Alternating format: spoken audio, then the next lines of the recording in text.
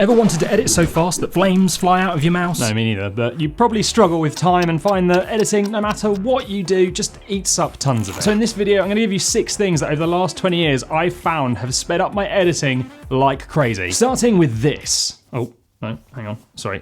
This. I know, you're probably not expecting me to hold up a mouse or a plant pot, but this is a game changer because it's got lots of buttons that are in the perfect place of productivity, and you can make these buttons do different tasks in the editing software. So let me give you an example of what I mean. This is how I've programmed my mouse. One button simply zooms in, one zooms out. One of these side ones deletes everything after a playhead, and then the other one deletes everything before. And then the button on the side here just switches between different programs. But you can make them do pretty much anything you like. You can turn the playhead into a blade, you can delete a section, add markers, undo. In fact, you can program pretty much any of your shortcuts in Premiere Pro and Final Cut and tons of other software like Photoshop too to do whatever you like. Unfortunately, you can't hit a button and edit the whole thing yet. On top of that, I used to use a trackpad to edit because it was just so much faster. I ended up getting carpal tunnel and I had to wear this wristband and it just hurt and it ended up smelling and it was just this whole thing. So this is a must. Now, they're not cheap, but you will get your money back in time the second that you start using it. The next thing is digital assets. You know what the best way to edit 10 times slower is? That is to keep using different templates and effects and text in every new YouTube video you make. Now, for your channel, you do need a style because you want to create something that people begin to recognize, but not just that, you want something that saves you time. So devote a session just to working out all the digital assets that you will ever use again in your other videos, and then try not to keep deviating. Of course, there's room for creativity and experimentation. If you're always trying to find new fonts and end screens and call to action graphics, it's gonna eat in your time without providing much more of a benefit. The next thing is a second screen. You know, you see all those YouTubers and they've got loads of screens. Well, it's not just because they look really cool. They actually make a huge difference to productivity and editing speed. Now, I edit on a 27-inch iMac. That's quite a big screen, but I still have a massive old television next to me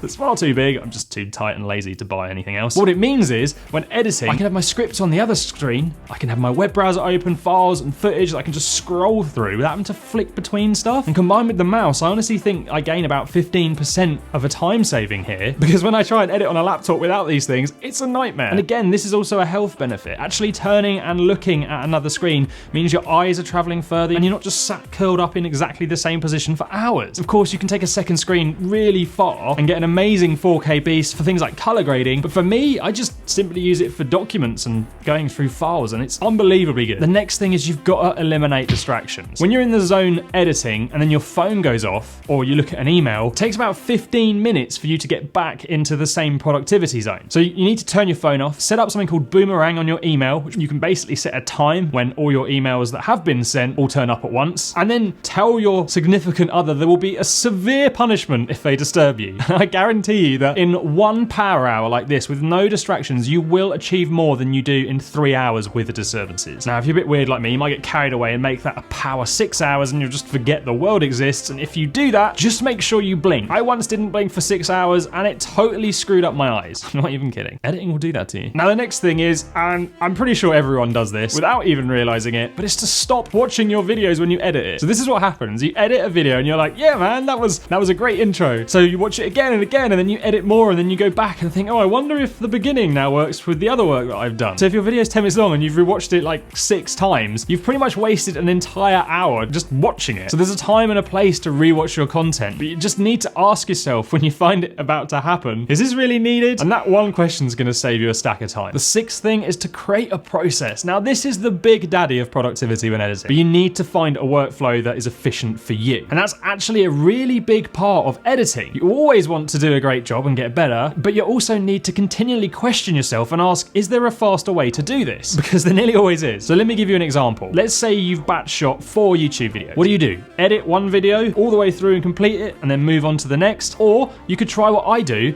and edit your videos in levels. So I'll go and I'll line up the A-roll for all 4 videos first. And then I'll go back and I'll cut out all the mistakes and any content I feel doesn't need to be in the video. And then I'll go and do a round where I just add the J-cuts for all 4. Then I'll do a round where I just add the text. Now, this might not be right for you, but I find that the headspace you're in for cutting out repetition, adding J-cuts and jump cuts is a totally different headspace to adding all of the really creative and sexy bits after. So I try to batch things in an order and then finesse them all individually. Now, the great thing about this is is, if you do all the boring bits first, you've then only got the fun bits left. And it's just so much more enjoyable doing it that way. Now, if you don't batch edit and it's just one video, then it's still kind of like the same process. Whatever you do, just don't edit the video from start to finish. So by that I mean, don't try and make the first 10 seconds fully complete and then edit the next 20 seconds to make that fully complete. What will happen is you'll end up watching it back and then cutting out loads of these things towards the end that you've already edited. And if you start by lining up the narrative, if that's what you have, and then cut it back so it works exactly how you want it before you add the next steps, it means that you won't have to go back and make any major changes to the story of your content, which could end up undoing all of the work and time and effort you already put into the edit. And then the seventh thing to do, which is really important, is to make sure you watch this video here to learn how to make any video edit way better.